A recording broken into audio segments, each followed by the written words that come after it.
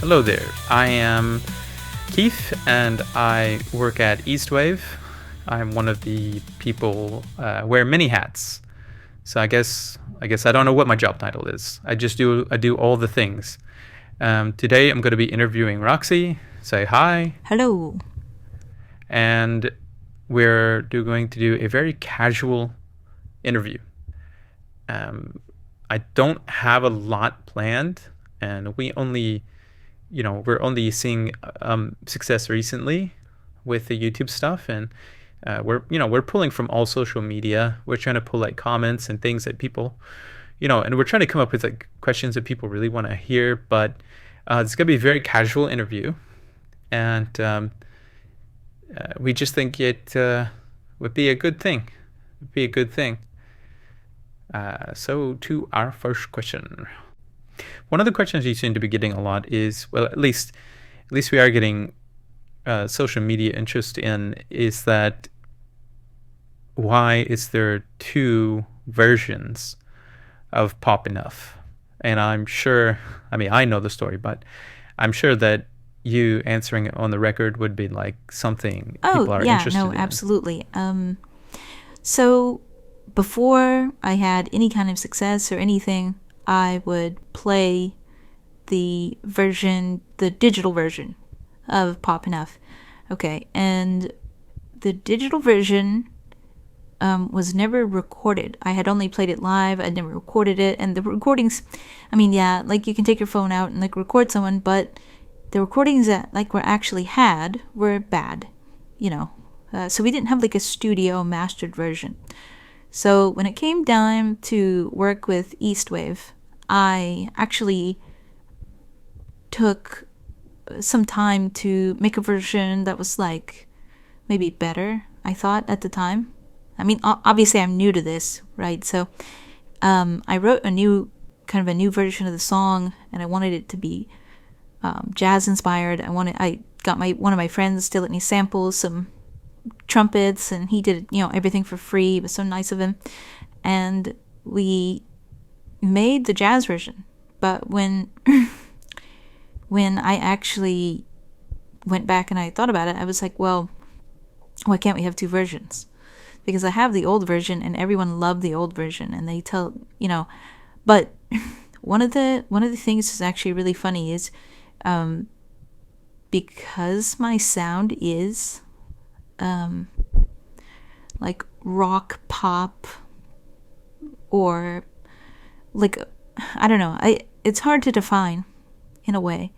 I know that a lot of people think it sounds really 90s. But I try to keep it up to date. But basically, the song actually Pop Enough was because people would ask me, it's like, do you think you sound pop enough to pass for K-pop? And I said, right? I said, I'm pop enough. So I put the K-pop label in there because, I add that kind of girly vibes to things, and some of my songs do sound a little K-poppy rather than if I was just a rock artist. And I think Western audiences have a different idea of what pop and rock and all these things are, because when you look at like Chinese rock and things like that, the things that I actually model my music after, you see a big difference in what the sound is over here and over there. And so hopefully that answers the question. I recorded both to kind of prove something, like, okay, like I can do both, and I like to do both, and it's what I like to do. So hopefully that was the answer you're looking for. Yeah, no, that's totally fair. Another question that I think audience might be interested in is, why do the cover music? That seems to be, most people do either cover music, or typically, they don't do both. Sometimes people do, sometimes people don't. but I think the audience would actually benefit from hearing from you is, what the cover music is about and everything like that. And it's hard asking these questions because like I know the answers. It's this is guys, please bear with us. This is one of our first interviews we've ever done. We're both nervous here. But we're just trying to give like people like a sneak peek. We're trying to give people like a background maybe, or some kind of insider stuff. I don't know. We thought it would be a good idea for content, but definitely we wanted this to be like an informal thing, and I think we're both trying to like put on our business suits here. But just for you in your own words, I guess what I would like is, why do both? Why do both? That's the question. Yeah, no, okay, yeah. No, yeah, totally fair. Yeah, and like you said, this is our first interview. I'm sure we'll do more and grow over time. And I guess the only reason I'm nervous is like, because like Keith, I've known you for a while, but I guess the reason I'm nervous is that we're having a lot of success lately, and things are changing, and a lot of things have happened, and this isn't my typical, what would you call it? This isn't my typical like thing.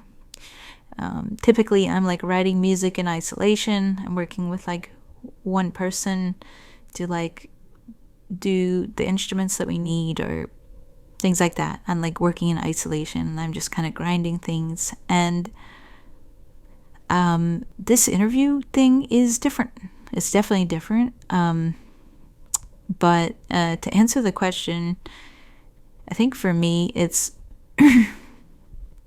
me and some of the different people that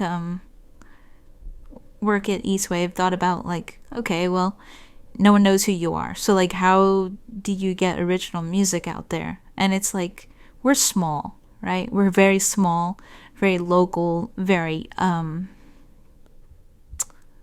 guess provincial, like we don't have like the super like marketing resources of the entire world.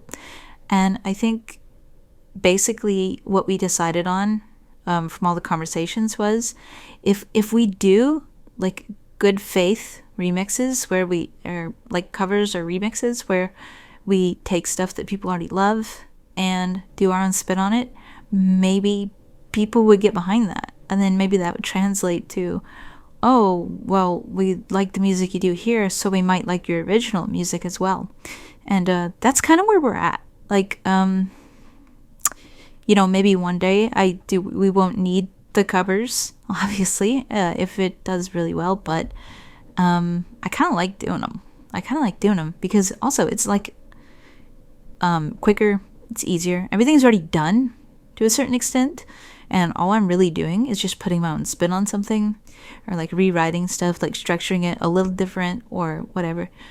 I mean, the whole copyright issues and things like that are definitely, we don't know where everything is going to land, but so far we're optimistic. But yeah, no, we just wanted to kind of boost awareness about myself, and we are kind of looking at like bringing on other artists, and hopefully this kind of success, like especially on YouTube, this kind of success will bring awareness to like the original artists, and kind of just see where it goes from there, pretty much. Oh, okay.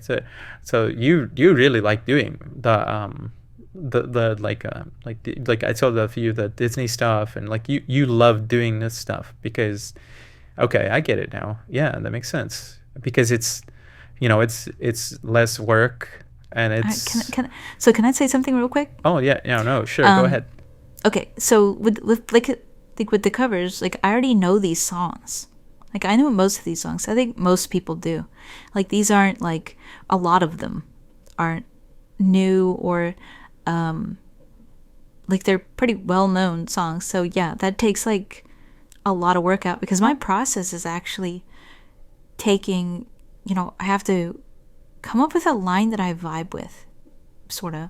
It sounds stupid, but I come up with a line that I vibe with, and then I kind of build the song around those lines, and that's how I write my songs. But, like, yeah, definitely the time and involvement to write a completely original piece from the ground up, because I throw away a lot. Sorry. I throw away a lot of stuff. And the stuff that I do end up with, I feel like people, I had a guy tell me I don't miss. I think he means that I, like, only write good songs, which that's not possible, guys. So don't read into that. But yeah, no, the covers are a lot less work, because you know the songs, you know how they're supposed to go, and then you can take it and put your own spin on it. It's, like, kind of easy. But sorry for interrupting. Oh no, don't even worry about it. Don't even worry about it. I've seen a lot of comments, and a lot of people do seem to really be responding to the covers. I think it is a way that is good to, like, ease people into, like, what we're trying to do on this channel. I think the whole idea of Eastwave, now it's been structured different since the passing of one of our original founders. We kind of restructured the way we're thinking about doing things. And I think one of the interesting things is we're kind of branching out and trying different things. Eastwave itself produces music, so we'll have all types of just different beats and different things like that. But then we also have original artists, and then obviously if they want to do covers, we're not going to stop them, obviously. But yeah, I think it's a good step forward. So how did you actually, this would be an interesting question, how did you get your start on what you're doing? And kind of like, when did you start doing the writing? And, like, when did you, like, figure out that you wanted to do music? Oh, well, so I started writing pretty young, but none of those things have ever seen the light of day, and that's good. That's good. They're practice, and they're mostly whatever. And then I started kind of doing garage band stuff, and my uncle really encouraged me a lot to do these things and, like, push forward in music, because he saw something in it. And when you grow up poor, I guess, you don't really believe in yourself that much. You don't think, like, oh, I could do it, or I could develop those skills, or just even owning an instrument was kind of not possible. Having a computer to edit on wasn't possible. Like, a lot of things weren't possible.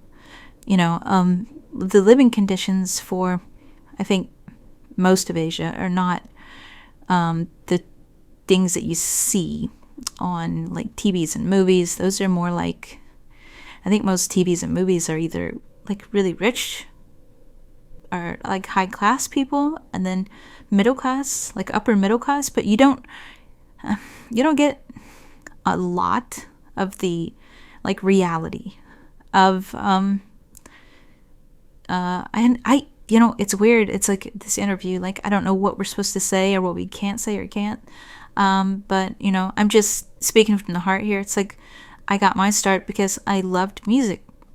I had any chance that I could find to, like, get into music or hear music or, get a CD or, and that was terribly hard. But, just, we loved music. We loved music, and we loved just doing certain things. And I think then I figured out that like I liked writing my own music, like singing my own stuff, and people kind of just encouraged me. I never really thought too much of it. I just did it for fun. It was just like a fun thing between friends or between whatever. I was just being silly, but everyone just kept saying, like, just do it, because my uncle kind of told me, it's like, you don't have anything to lose. You don't have anything to lose, and with the issues with my father, and then the issues with my mother, which we don't have to go into that, but he just encouraged me a lot. He said, to just do it, and if you fail, at least you tried. Just and he supported me, and he gave me money, and he got me started, and I'll forever be thankful for that. Yeah, that's. And look, this interview is really casual. There was no parameters set, so yeah, no, definitely speak from the heart. I think that's what most people want to connect with. They don't really want to see, where you have like the idols, like the, in Japan and Korea lately. It's just they're all manufactured, I think. And I think your music shows that you like really care about like what you're doing. But yeah, for those who didn't know, actually, Roxy's uncle is one of the founders of Eastwave, and he passed away. And but I think you're right in a lot of ways. I think he always was a nice guy. He was encouraging. He's a really good person, and I think what he gave you was really solid advice.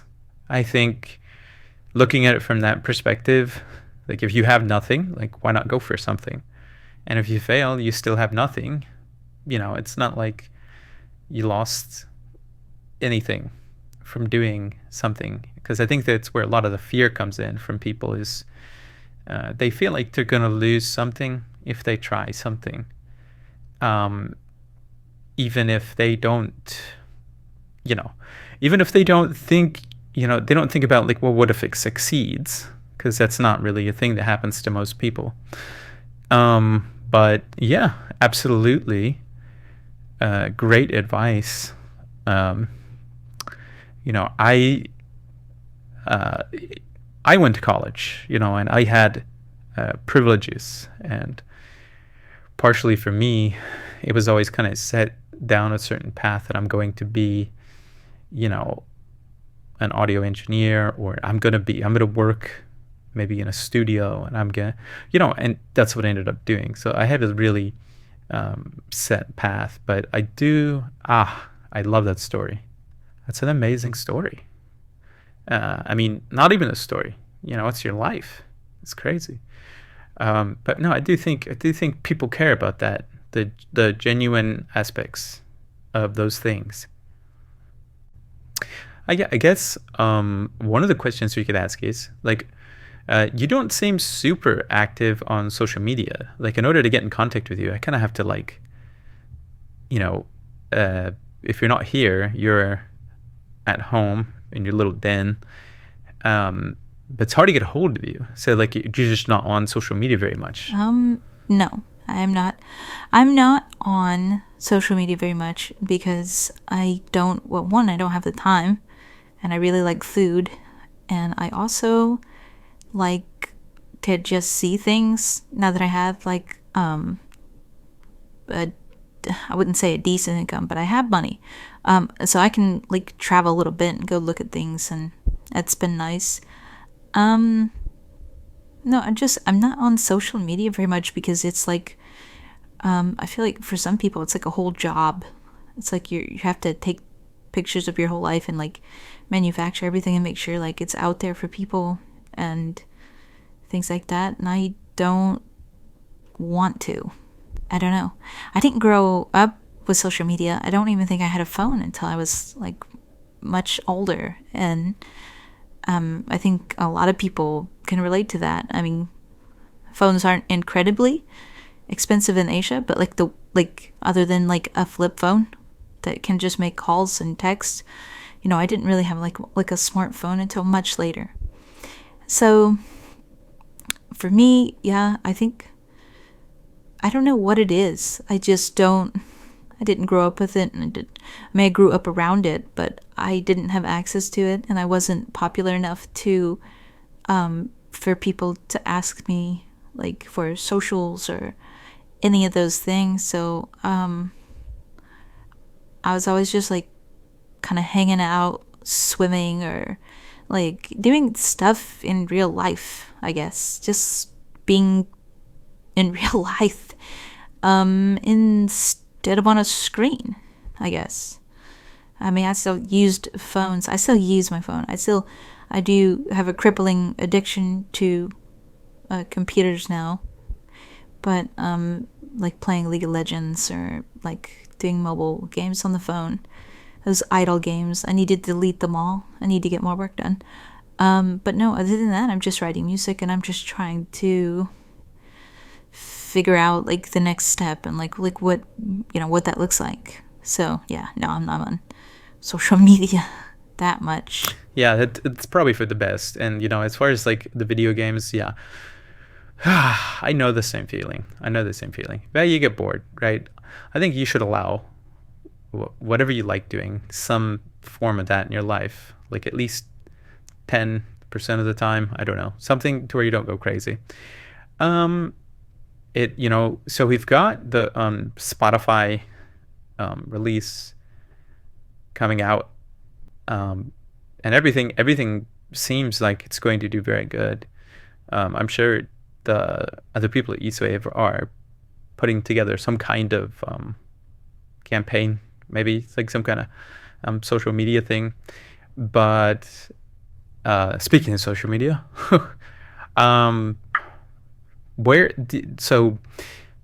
you release this album.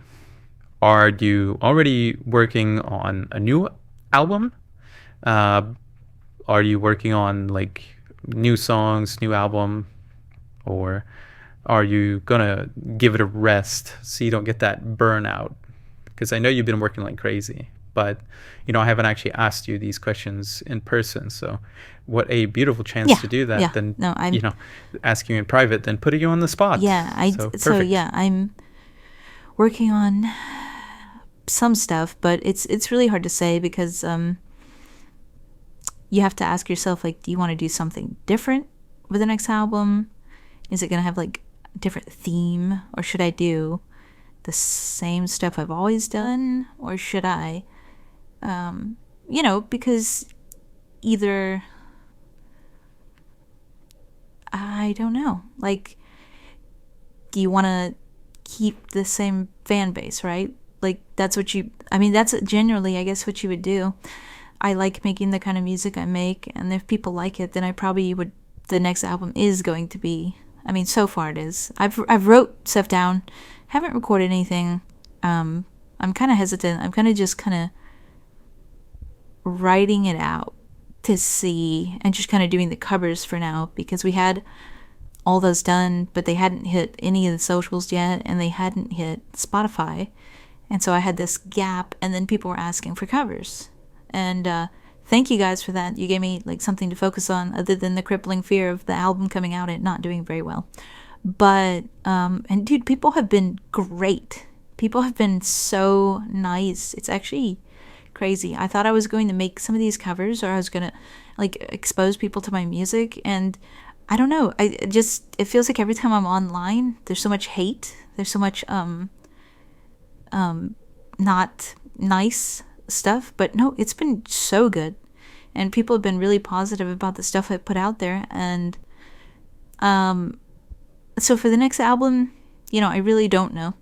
I don't know if I should continue to grind out and just kind of do the music I've been doing, or change it. Right now, that's a big question mark. And I guess that really depends on whether or not my music does good. Because I personally don't believe that it speaks to a lot of people. I tried to make it sound more pop than, you know, with this album, I did try to make it sound more pop because I figured that maybe it would reach more people would be interested. It's like, you know, a lot less people are Googling, you know, like K-rock instead of K-pop. And so I figured if I could just add that hint of pop and have the ability to call it pop, it would reach more people. But right now it's a big question mark on whether or not we can produce something that people really love. I love the 90s sound. I've always, like I said, I grew up poor, and I have always been behind. And especially on Western stuff, you know, if it came out in the West, like we didn't get it immediately, especially in the 90s. You know, like you wouldn't have gotten stuff. And then especially like 2010 and things like that, it was easier. But like, you know, not every place had internet even, or power, let alone, you know, like the living conditions. So you just didn't get things drip fed to you. And I think South Korea is different in a way that, like, you're allowed to dye your hair, you're allowed to express yourself, whereas, like, obviously the other side of Korea is not like that. And yeah, it's, for me, I just, you know, I got music drip fed to me, and the kind of music that was like in the 2000s was, you know, I was listening to that like in adulthood because like the way that the media filtered it down. And so yeah, I don't know. I guess the answer is I don't know what I'm doing with the next album. I've got stuff written down though. Don't worry. Fantastic. That's absolutely fantastic. Yeah, I mean, that makes a lot of sense. The way you describe it, yeah, okay. You know, I don't know. I don't know why I've never asked you these things, because we've been knowing each other for like a little minute now, and I guess we just don't see each other. We're always both working on, especially opposite schedules. Except like you hand something in and you need it mastered, right? You're sleeping, you're done, and then my work kicks in. But yeah, I think for anyone listening, we're gonna go ahead and end this interview here. I think we will do a more professional one and better set up one. I would like for all of you to go to the comments, put your questions down there, and really like give us something to work with. Like give us feedback, and we can put that in the next little interview we do, and then, you know, we'll have more structured, more, you know, because basically we're just guessing on what you guys want to know based on the little social media presence that we have. And there's people like in real life that know us, that we've been around a long time, but you know, the YouTube stuff is new. A lot of the social stuff is new. Eastwave was never really a big, I don't know what you'd call it. We didn't start doing a lot of that until recently. And so we're not like on top of everything, but we're definitely, if you put a comment, we see it, we'll add it to the list. Anything you guys want to know, or just any questions in general, and we'll probably end up seeing you again pretty soon. So like, subscribe, comment, do all the things that YouTube likes, and thank you guys for being so supportive and so great. Like, we're doing really well, I think, seeing as how we're so small and yet we're getting all these views and all this attention. So I think it's a good sign. I think it's a really good sign. Do you have anything to say? Yeah, okay. Thank you guys again for being so supportive. Like he said, the best thing everyone can do for us is I think we're supposed to be setting up like a donation thing soon, and being able to like, I don't know. I think they said something about we would send out like physical copies of stuff, but I don't know how all that's gonna work because I think they have distribution online, but it's the manufacturing's in America, so like we can ship to Western audiences, and we can definitely ship here. So, yeah, no, just thank you for all the support. But like I was saying, you definitely, the best way to support us is, to put us in playlists and loop our music. And like YouTube cares so much about this watch time. Like they care about two things. They care about watch time and returning viewers. That's all they care about. So if you come back and you watch something, fantastic. If you watch something all the way through, that's what they want. Like that's it. Everyone acts like this whole thing, like you have to pay millions of dollars to like for someone to train you on YouTube. Those are the only things that matter, apparently, from what I understand, is that as long as you guys are streaming us, listening to the whole song, sending it to other people, and then like subscribing and like coming back, that is it, and we are golden. And I don't want to pressure anyone ever, because especially with the economy and like the way the world is, I don't want to ever pressure anyone to like give money or like do anything like that, like unless we can like give something really cool in exchange. But where I'm at with it is, if you want to support us and you want to do it for the cheapest way possible, it's literally just that: watching the video all the way through and coming back and watching more and putting us on playlists and putting us on loop, putting us on shuffle on your whatever. And then Spotify's coming out soon. All the supposedly, I mean, it's been a few weeks. It's like, I don't know if it's been a month yet, but it's definitely been a few weeks since I knew that we submitted it. So, yeah, that's it for me. Thank you so much. Hey guys, it's Keith here again, recording the outro. If you go to the description of the video, I might put something on screen, I don't know. If you go to the description of the video, you actually have all the songs. We have playlists. You can do whatever you got to do. Everybody, thank you for your support. Peace.